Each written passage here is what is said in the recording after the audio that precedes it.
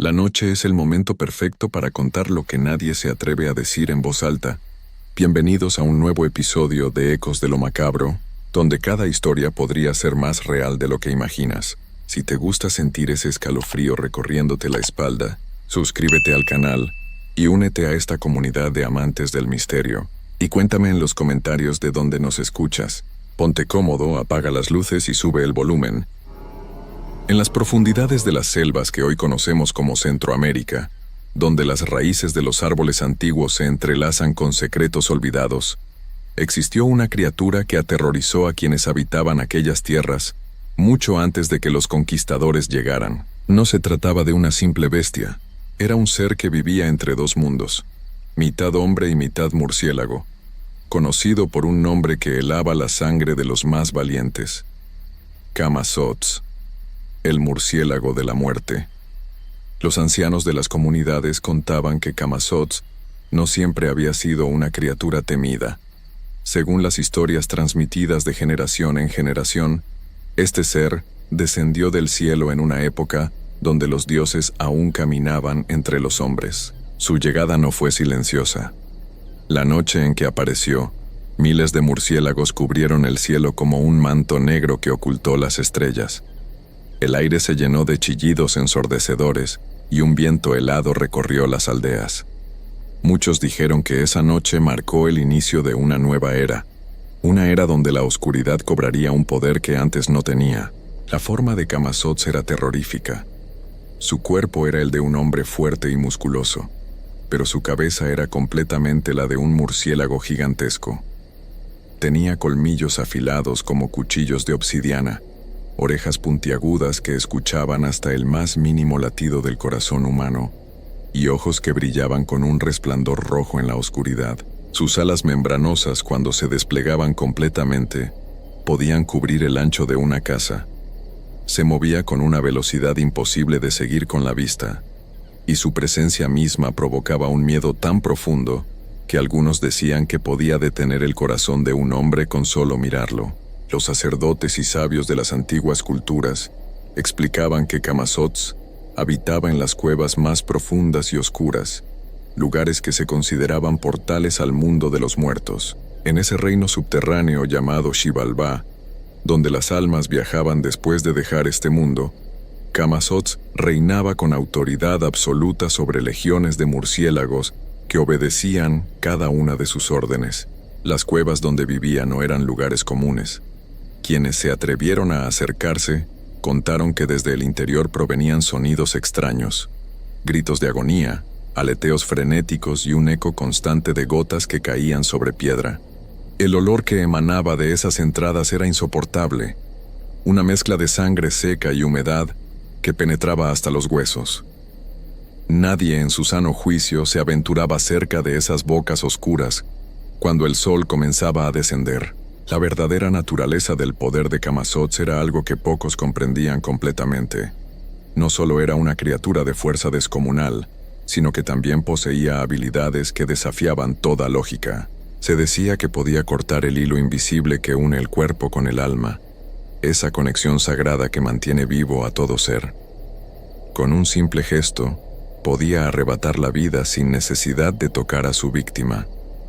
Algunos creían que bastaba estar en su presencia para sentir cómo la vida se escurría lentamente, como agua entre los dedos. Pero también se contaban historias contradictorias sobre él. Existían relatos de personas enfermas que, después de realizar ceremonias en su honor dentro de ciertas cuevas sagradas, sanaban misteriosamente. Los sabios explicaban que Camazotz era un dios de dualidades, muerte y vida, oscuridad y revelación, destrucción y curación. Esta naturaleza dual lo hacía aún más impredecible y peligroso. Durante los años previos a la conquista, muchas comunidades le rendían tributo. Los templos construidos en forma de herradura, orientados hacia el este donde nace el sol, estaban dedicados a él. En estos lugares se realizaban ceremonias especiales donde se le pedía su favor o su clemencia. Los sacerdotes que lo invocaban lo hacían con extremo cuidado, siguiendo rituales muy específicos, porque cualquier error podía despertar su ira.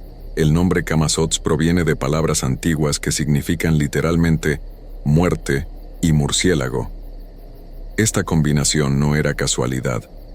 Los murciélagos, criaturas de la noche que se alimentaban de sangre, eran vistos como mensajeros entre el mundo de los vivos y el de los muertos, y Camazotz era el más poderoso de todos ellos.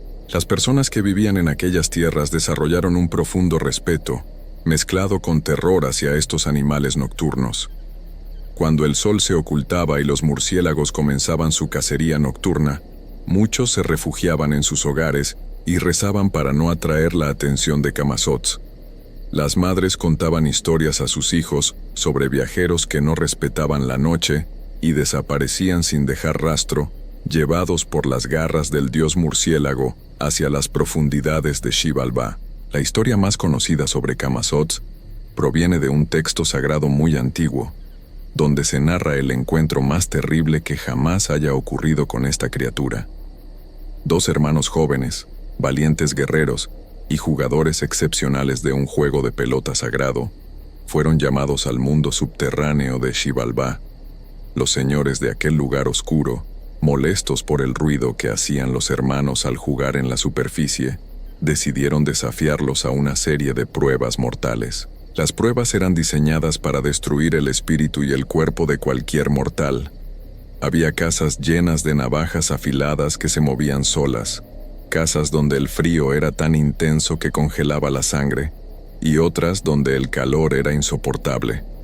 Pero la más temida de todas era la casa de los murciélagos, el dominio personal de Camazotz. Cuando los hermanos entraron a esa casa, la oscuridad era tan completa que no podían ver ni sus propias manos frente a sus rostros. El silencio inicial fue reemplazado rápidamente por un sonido escalofriante, el aleteo de miles de murciélagos que revoloteaban en las alturas. Los hermanos sabían que debían permanecer dentro de sus cerbatanas, unos tubos largos donde se habían refugiado para protegerse. Las instrucciones eran claras. No debían salir bajo ninguna circunstancia hasta que amaneciera. Durante horas, los hermanos permanecieron quietos mientras escuchaban los chillidos y el batir de alas que llenaban cada rincón de aquella casa maldita. El aire mismo parecía vibrar con una energía oscura. Podían sentir cómo los murciélagos se acercaban, rozaban los tubos donde se escondían, buscaban cualquier apertura para entrar. Entonces llegó Camazotz. Su presencia fue anunciada por un silencio absoluto. Todos los murciélagos dejaron de moverse. El aire se volvió denso y pesado. Los hermanos, incluso dentro de sus refugios, pudieron sentir que algo diferente, algo infinitamente más peligroso, había llegado. El sonido de sus alas al desplegarse era como el trueno. Su respiración sonaba como el viento que pasa por las gargantas de las montañas. Camazotz descendió lentamente, inspeccionando los tubos donde los hermanos se ocultaban. Sus garras raspaban la piedra del piso, produciendo un sonido que hacía temblar el alma. Caminaba alrededor de los refugios esperando pacientemente, porque sabía que los mortales siempre cometen errores. Y el miedo, ese compañero fiel de la oscuridad, era su mejor aliado. Uno de los hermanos, el mayor, comenzó a sentir una desesperación creciente. La espera se volvía insoportable. Necesitaba saber si ya había amanecido, si podían salir con seguridad. La curiosidad y la impaciencia son debilidades humanas que Camazotz conocía muy bien. El hermano mayor asomó su cabeza fuera del tubo, solo un poco, solo para verificar si había luz. Ese fue su error fatal. En una fracción de segundo, tan rápido que el ojo humano no podría haberlo visto, Camazotz se lanzó desde las alturas. Su navaja de obsidiana, afilada como ninguna otra en el mundo, brilló por un instante en la oscuridad. Un solo movimiento, preciso y definitivo. La cabeza del hermano mayor se separó de su cuerpo antes de que pudiera darse cuenta de lo que había sucedido. El cuerpo cayó inerte dentro del tubo.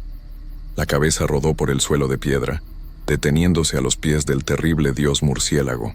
Camazotz la recogió con sus garras y la sostuvo en alto, como un trofeo de caza. Sus ojos rojos brillaron con una satisfacción antigua y oscura. Había cumplido su propósito una vez más. El hermano menor, horrorizado dentro de su refugio, Escuchó todo, pero no pudo hacer nada. El sonido del cuerpo al caer, el silencio que siguió, y luego los chillidos victoriosos de los miles de murciélagos que celebraban el triunfo de su señor. Esa noche pareció durar una eternidad para él. Cuando finalmente amaneció y pudo salir, la escena que encontró lo destrozó. Los señores de Xibalbá llegaron y tomaron la cabeza de su hermano, colocándola en el campo de juego como advertencia para otros mortales que se atrevieran a desafiar su autoridad. Pero esta historia no terminó en tragedia completa. Con la ayuda de seres mágicos y su propia astucia, el hermano sobreviviente logró recuperar a su hermano de una forma inesperada. Una tortuga se ofreció a tomar la forma de la cabeza perdida, y mediante un acto de magia antigua, el hermano mayor pudo regresar a la vida, aunque transformado para siempre por su encuentro con la muerte. Esta historia se contaba en las noches alrededor del fuego como una advertencia. Camazotz no perdona la impaciencia, no tolera la arrogancia, y siempre está esperando en la oscuridad. Su navaja nunca falla, su velocidad es imposible de esquivar, y su reino en las profundidades es un lugar del cual pocos regresan. Después de este evento, el nombre de Camazotz se volvió aún más temido. Los viajeros que debían atravesar cuevas llevaban consigo amuletos protectores, realizaban ofrendas antes de entrar, y nunca, bajo ninguna circunstancia, mostraban falta de respeto hacia los murciélagos que encontraban en su camino. Las comunidades desarrollaron rituales específicos para apaciguar a Camazotz. En ciertas épocas del año, cuando los murciélagos eran más activos, se realizaban ceremonias especiales. Los sacerdotes entraban en trance y decían poder comunicarse con el dios murciélago, negociando la protección de la comunidad a cambio de respeto y tributos. Con el paso de los siglos, la influencia de Camazotz no disminuyó, sino que se transformó. Las personas que habitaban las tierras donde alguna vez se le rindió culto comenzaron a notar patrones extraños. En ciertas regiones, especialmente cerca de cuevas profundas o antiguos templos abandonados, ocurrían cosas que no tenían explicación. Viajeros que decidían acampar cerca de estas zonas reportaban experiencias similares. Despertaban en medio de la noche con la sensación de que algo los observaba desde la oscuridad. Algunos juraban haber visto sombras con alas que se movían entre los árboles, demasiado grandes para ser murciélagos comunes. Otros escuchaban voces susurrantes en idiomas que no reconocían, como si el viento mismo intentara advertirles de algo. Existía un lugar en particular, una cueva situada en lo profundo de la selva, que los habitantes locales evitaban absolutamente. Le llamaban simplemente la Boca Oscura. Según contaban los más ancianos, esa cueva había sido uno de los templos principales de Camazotz en tiempos antiguos. Nadie entraba allí. Ni siquiera los cazadores más experimentados se atrevían a perseguir a sus presas, si éstas huían hacia esa dirección. Hubo un tiempo, no hace tantos años, en que un grupo de exploradores llegó a la región. Eran personas de la ciudad, acostumbradas a la luz eléctrica y las comodidades modernas. Escucharon las historias sobre la cueva, pero las descartaron como supersticiones de gente simple. Decidieron que la explorarían, que tomarían fotografías, y quizás encontrarían artefactos antiguos. Los habitantes del pueblo más cercano les advirtieron repetidamente. Les dijeron que no fueran, especialmente no durante la noche. Les explicaron que había reglas que debían respetarse, que había fuerzas en ese lugar que no entendían. Pero los exploradores se rieron de estas advertencias. Llevaban lámparas potentes, equipos modernos, y la confianza de quienes creen que la ciencia puede explicar todo. Entraron a la Boca Oscura al caer la tarde. Las últimas personas que los vieron partir recuerdan que bromeaban entre ellos, tomaban fotografías de la entrada, y uno de ellos hasta gritó hacia el interior de la cueva, desafiando a cualquier espíritu a que se mostrara. Esa noche los habitantes del pueblo cerraron sus puertas con más cuidado del habitual. No salieron a sus patios. Mantuvieron a sus hijos dentro de las casas y esperaron. Cerca de la medianoche comenzó. Primero fue un sonido distante, como un aleteo masivo que venía desde la dirección de la cueva. Luego, el cielo se oscureció aún más, cuando miles de murciélagos salieron volando en todas direcciones. Los perros del pueblo comenzaron a aullar desesperadamente. Las gallinas y otros animales se agitaron en sus corrales con un pánico inexplicable. Y luego vino el grito, un grito humano, desgarrador, lleno de un terror tan profundo que aquellos que lo escucharon dijeron que nunca lo olvidarían. No fue un solo grito, sino varios, mezclados con otros sonidos que no parecían humanos. Duraron apenas unos minutos, aunque para quienes los escucharon parecieron horas. Después silencio absoluto. Al día siguiente, cuando el sol estaba alto en el cielo, algunos hombres valientes del pueblo decidieron ir a investigar. Encontraron el campamento de los exploradores abandonado cerca de la entrada de la cueva. Sus equipos estaban esparcidos, algunas lámparas todavía encendidas, mochilas abiertas con su contenido desparramado en el suelo. Pero de los exploradores no había ni rastro. Se atrevieron a entrar unos pocos metros dentro de la cueva. Las marcas de arrastre en el suelo de tierra sugerían que algo, o alguien, había sido llevado hacia las profundidades, pero ninguno se atrevió a seguir más allá. El aire dentro era sofocante, y todos sentían esa misma presencia amenazadora de la que hablaban las antiguas historias. Las autoridades llegaron días después. Realizaron búsquedas oficiales, pero nunca encontraron a los exploradores. El caso se cerró eventualmente como desaparecidos en la selva, una explicación que nadie en el pueblo aceptó. Ellos sabían la verdad. Camazotz había reclamado a quienes no respetaron su territorio. Desde entonces, la boca oscura fue sellada con piedras y marcada con símbolos de advertencia. Los guardabosques que patrullan la región tienen órdenes estrictas de mantener alejados a los curiosos. Y aunque muchos jóvenes modernos se burlan de estas precauciones, los ancianos siguen contando las historias, manteniendo viva la advertencia. Porque Camazotz, dicen los que saben, nunca se fue realmente. No desapareció cuando llegaron los conquistadores, ni cuando se construyeron las ciudades modernas. Simplemente se retiró a las sombras más profundas, esperando. Los murciélagos siguen siendo sus mensajeros, sus ojos en el mundo de arriba.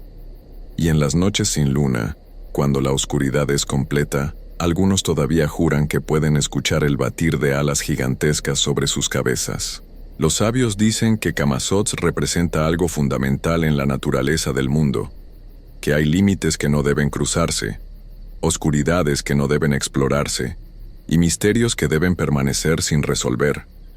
Es un guardián de umbrales, un recordatorio de que no todo está hecho para ser entendido por la mente humana.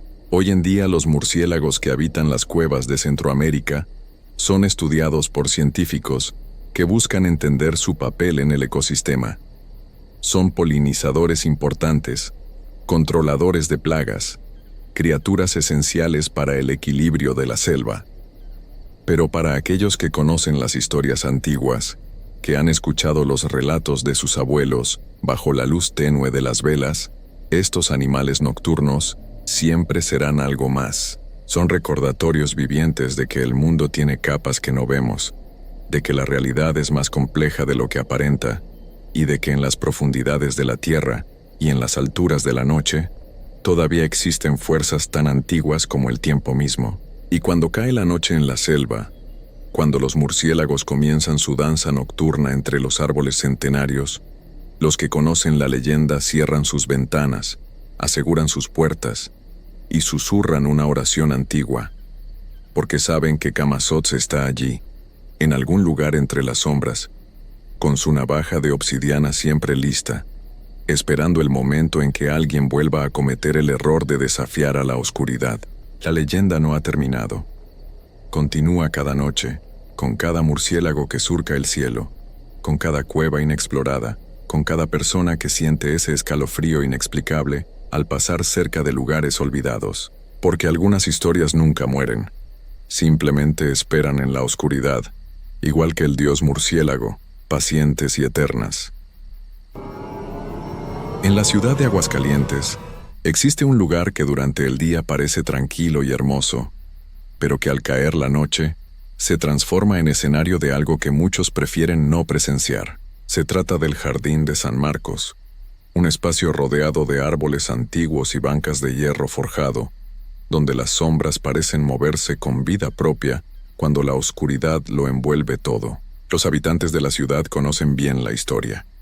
Saben que hay algo que no descansa en ese jardín, algo que vaga sin cesar, noche tras noche, buscando algo que nunca podrá encontrar. Y aunque muchos turistas llegan durante la feria de San Marcos sin conocer la verdad, los lugareños evitan cruzar ese lugar después de que el sol se oculta tras las montañas. La leyenda comenzó hace muchos años, en 1851, cuando un hombre llamado Don Felipe Rey González llegó a la ciudad con sueños de riqueza. Era un comerciante ambicioso, de esos que saben ver oportunidades donde otros solo ven obstáculos.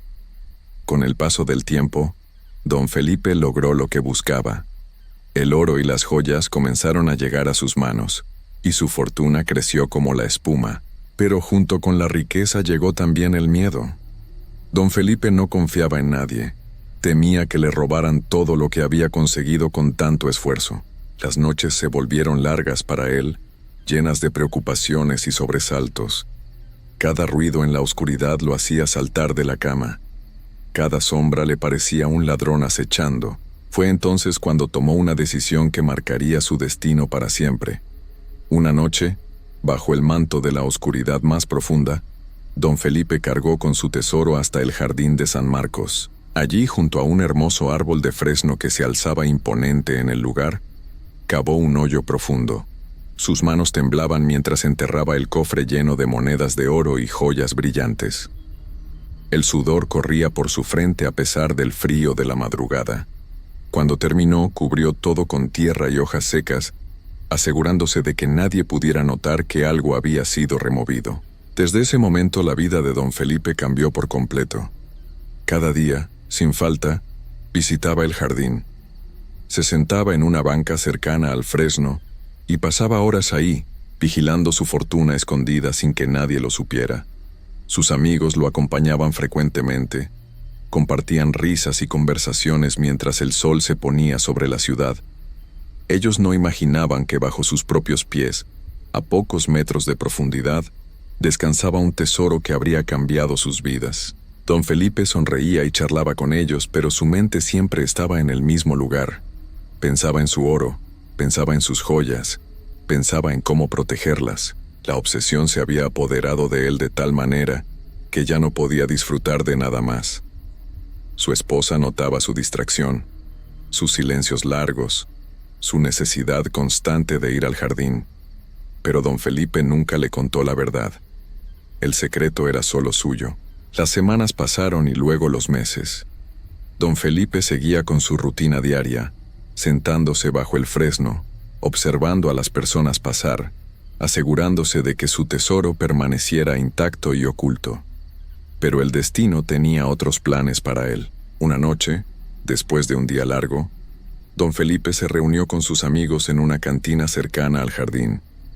El ambiente estaba alegre. Corrían las bebidas y las risas llenaban el lugar. Jugaban a los albures, ese juego de palabras y apuestas que tanto disfrutaban. Don Felipe, aunque preocupado siempre por su tesoro, se dejó llevar por la diversión. Las copas iban y venían, y con cada trago, los ánimos se calentaban más. Entonces sucedió. Una discusión que comenzó como broma se tornó seria.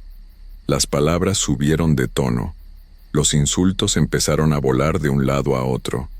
Don Felipe intentó calmar los ánimos, pero ya era demasiado tarde. Los empujones comenzaron. Las sillas cayeron al suelo. Y de pronto, en medio del caos, se escucharon los disparos. El silencio que siguió fue aterrador. Uno de los hombres cayó al suelo sin vida.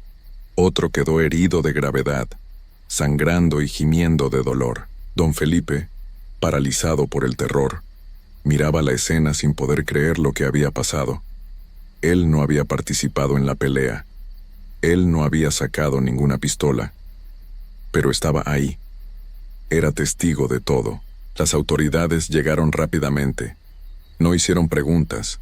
No escucharon explicaciones. Todos los que estaban en la cantina esa noche fueron arrestados, incluyendo a Don Felipe. Lo arrastraron fuera del lugar y lo encerraron en una celda fría y oscura, lejos de todo lo que conocía, lejos de su hogar, lejos de su esposa, y lo más terrible de todo, lejos de su tesoro enterrado en el jardín de San Marcos. Los días en prisión fueron una tortura para don Felipe. No podía dormir, no podía comer. Su mente estaba constantemente en el jardín, imaginando a alguien descubriendo su fortuna por casualidad. Imaginaba las palas cavando en la tierra. Imaginaba manos extrañas abriendo su cofre y llevándose todo lo que le pertenecía. La desesperación lo consumía poco a poco, carcomiendo su alma como un veneno lento. Una noche, en la soledad de su celda, don Felipe cayó de rodillas y comenzó a rezar.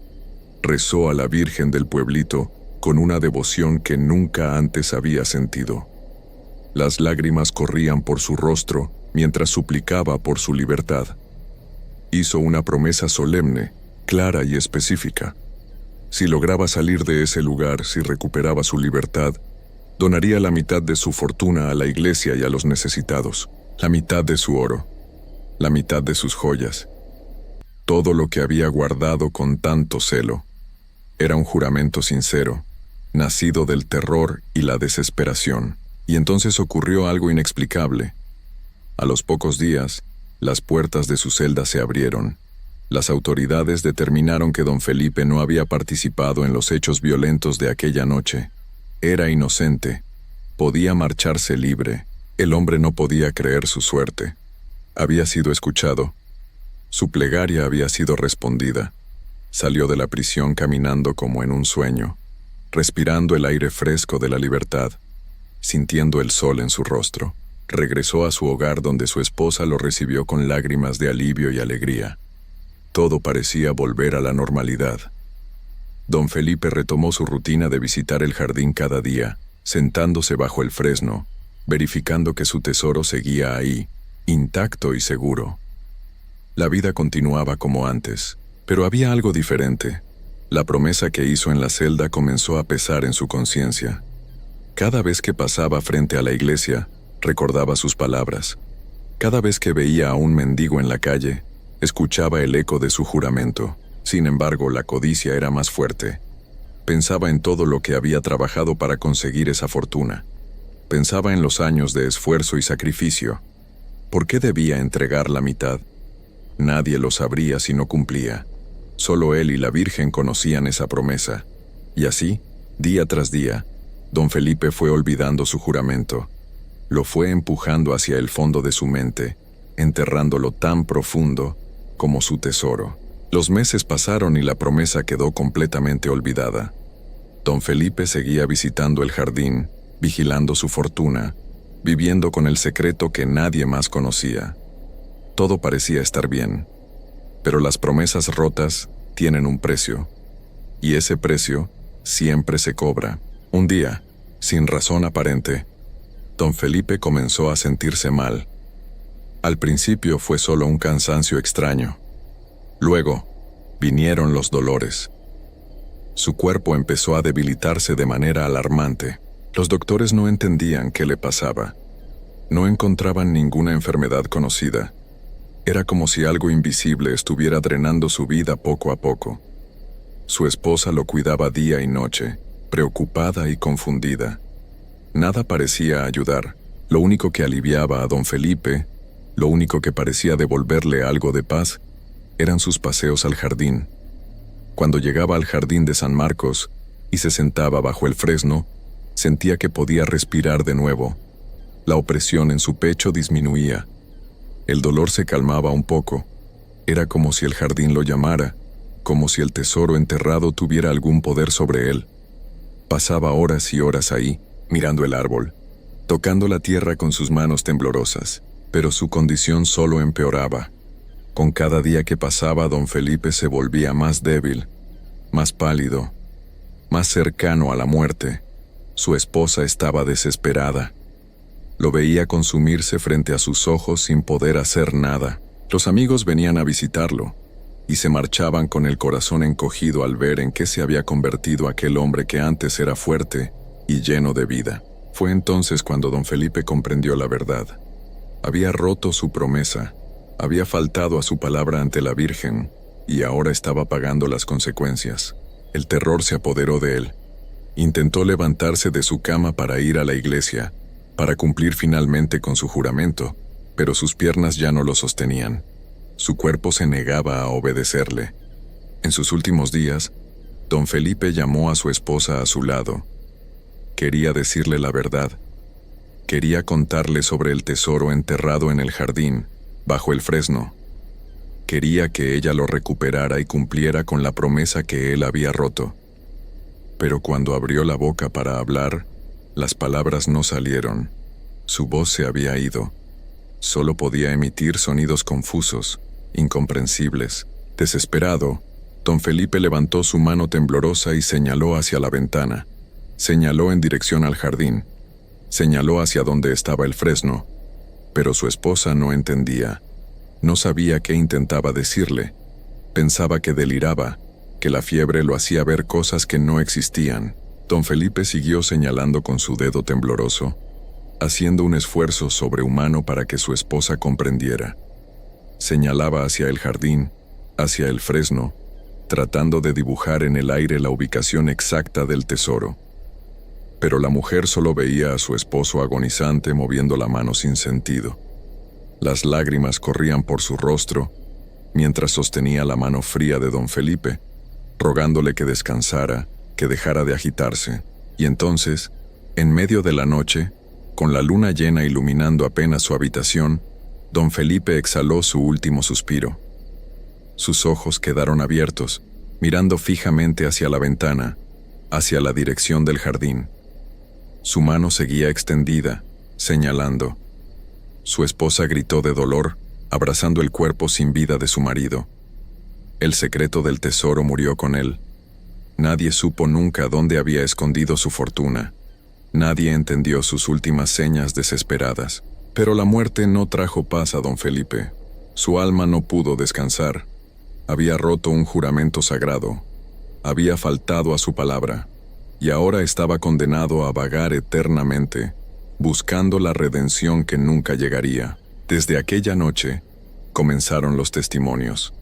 Al principio fueron solo rumores susurrados en voz baja, una sombra que caminaba por el jardín de San Marcos cuando todos dormían, una figura que se movía entre los árboles con pasos lentos y pesados. Pero pronto más y más personas empezaron a ver lo mismo. Los que se atrevían a cruzar el jardín después de la medianoche contaban historias escalofriantes. Hablaban de una figura de hombre que aparecía de la nada, vestido con ropas de otra época. Siempre estaba en la parte norte del jardín, cerca del fresno antiguo. Algunos decían que parecía buscar algo en el suelo, como si hubiera perdido algo muy importante. Otros juraban haberlo visto sentado en las bancas, con la cabeza entre las manos, en una postura de profunda tristeza. Lo más aterrador era lo que sucedía después. La figura siempre hacía lo mismo. Se levantaba lentamente, con movimientos que parecían cansados, llenos de dolor. Caminaba hacia la iglesia que está junto al jardín. Sus pasos no hacían ruido. Era como ver a alguien caminar sobre el aire. Llegaba hasta la puerta cerrada de la iglesia, y ahí se detenía. Los testigos que se habían quedado observando, paralizados por el miedo, veían cómo la figura se arrodillaba frente a la puerta. Juntaba las manos como si rezara. Parecía suplicar perdón por algo terrible. Su cabeza se inclinaba hacia adelante y sus hombros temblaban como si estuviera llorando, aunque ningún sonido salía de él. Era una imagen silenciosa y terrible a la vez. Y entonces, después de unos minutos que parecían eternos, la figura simplemente desaparecía. No se iba caminando, no se alejaba corriendo. Simplemente se desvanecía en el aire, como humo llevado por el viento. Un momento estaba ahí, arrodillado frente a la iglesia, y al siguiente ya no había nada. Solo quedaba el frío de la noche y el silencio pesado que hace temblar a cualquiera. Con los años, la historia del fantasma de don Felipe se volvió parte de la ciudad. Los habitantes de Aguascalientes aprendieron a evitar el jardín durante la noche. Las madres advertían a sus hijos que no se acercaran al jardín de San Marcos después del anochecer. Los jóvenes contaban la leyenda alrededor de fogatas, y aunque algunos se burlaban, nadie se atrevía realmente a comprobarlo. Pero cada año durante la feria de San Marcos, La ciudad se llena de visitantes de todas partes, turistas que vienen a disfrutar de la celebración, que caminan por las calles sin conocer las historias que guardan. Muchos de ellos pasan por el jardín sin saber nada del alma en pena que lo habita, y es ahí donde suceden los encuentros más extraños. Hay quienes cuentan que, durante la feria, se han sentado en las bancas del jardín a descansar un poco del bullicio, y de pronto, un hombre mayor se les acerca. Viste de manera anticuada, con ropas que parecen de hace muchos años, pero su rostro es amable. Sonríe con tristeza y les pregunta si puede sentarse a su lado. Los visitantes, sin sospechar nada, aceptan. El hombre comienza a hablar. Cuenta historias fascinantes sobre la ciudad, sobre tesoros escondidos, sobre fortunas perdidas. Habla con conocimiento, como si hubiera vivido todo lo que narra. Es educado y cortés. Algunos turistas piensan que es un actor contratado para entretener durante la feria. Otros creen que es simplemente un anciano solitario que disfruta de la compañía. Pasan las horas y el hombre sigue ahí, conversando, compartiendo sus relatos. Habla especialmente del valor de cumplir las promesas, de no dejar que la codicia domine el corazón. Sus palabras suenan extrañamente urgentes, como si quisiera advertir de algo importante, pero lo dice con tanta calma que los visitantes solo asienten, sin darle mayor importancia. Entonces llega cierta hora de la madrugada. El hombre se pone de pie de repente. Su sonrisa desaparece y su rostro se vuelve serio, casi triste. Sin decir palabra, comienza a caminar hacia la iglesia. Los turistas, curiosos, lo observan alejarse. Algunos incluso se levantan para seguirlo, preguntándose a dónde va. Lo ven llegar hasta la puerta de la iglesia. Lo ven arrodillarse. Lo ven juntar las manos en posición de rezo. Y entonces, ante sus ojos incrédulos, ante su mirada atónita y llena de terror, el hombre simplemente desaparece. Se desvanece como si nunca hubiera estado ahí. Como si fuera solo una ilusión. Como si fuera un fantasma. Los gritos de sorpresa y miedo rompen el silencio de la noche. Los turistas corren despavoridos, sin poder creer lo que acaban de presenciar. Algunos regresan a sus hoteles y no duermen en toda la noche. Otros van directamente a la estación de autobuses, queriendo abandonar la ciudad lo antes posible. Todos cuentan la misma historia. Todos describen al mismo hombre. Todos vieron cómo desapareció frente a la iglesia. Y así, año tras año, el alma en pena de don Felipe sigue vagando por el jardín de San Marcos. Busca la redención que nunca alcanzará. Reza frente a una iglesia que no puede entrar. Intenta cumplir una promesa que rompió en vida. Su castigo es eterno. Su condena es vagar por siempre, recordando su error, pagando el precio de su codicia. El tesoro sigue enterrado bajo el fresno. Nadie lo ha encontrado en todos estos años. Tal vez siga ahí todavía, esperando. O tal vez la tierra se lo tragó hace mucho tiempo. Nadie lo sabe con certeza. Lo único seguro es que el fantasma de don Felipe no descansará hasta que su promesa sea cumplida. Y esa promesa parece imposible de cumplir ahora que él ya no está entre los vivos. Los ancianos de Aguascalientes todavía cuentan esta historia a las nuevas generaciones. Advierten sobre los peligros de la codicia, sobre la importancia de cumplir la palabra dada. Y todos, jóvenes y viejos, saben que hay algo en el jardín de San Marcos que no es de este mundo. Algo que espera en la oscuridad. Algo que busca y busca sin cesar. Así que si alguna vez visitas Aguascalientes durante la feria de San Marcos y decides dar un paseo nocturno por ese jardín antiguo, ten cuidado. Si un hombre mayor se acerca a ti con una sonrisa triste, si comienza a hablarte de tesoros y promesas, pregúntate si realmente es una persona de carne y hueso. Y si ves que camina hacia la iglesia y desaparece frente a tus ojos, sabrás que has conocido al fantasma de don Felipe. Sabrás que has visto el alma en pena que vaga por toda la eternidad, condenada por su codicia, atrapada por su promesa rota, buscando un perdón que nunca llegará.